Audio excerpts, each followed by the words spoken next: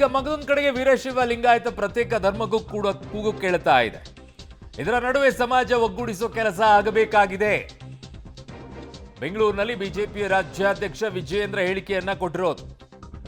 ಕೆಲವರು ಧರ್ಮ ಒಡೆಯುವಂತ ಕೆಲಸವನ್ನ ಮಾಡ್ತಾ ಇದ್ದಾರೆ. ಇದರಲ್ಲಿ ಅವರು ಯಶಸ್ವಿಯಾಗಲು ಸಾಧ್ಯವಿಲ್ಲ. ಬೆಂಗಳೂರಿನಲ್ಲಿ ಬಿಜೆಪಿ ರಾಜ್ಯಾಧ್ಯಕ್ಷ ವಿಜಯೇಂದ್ರ ಅವರು ಈ ಬಗ್ಗೆ ಮಾತನಾಡಿದ್ದಾರೆ. ಸೊ ಅವ್ರು ಹೇಳ್ತಾ ಇರುವಂಥದ್ದು ಒಡೆಯುವಂತ ಕೆಲಸ ನಡೀತಾ ಇದೆ, ಒಗ್ಗೂಡಿಸೋ ಕೆಲಸ ಆಗಬೇಕಿದೆ ಅಂತ ಅವರ ಒತ್ತಾಯ.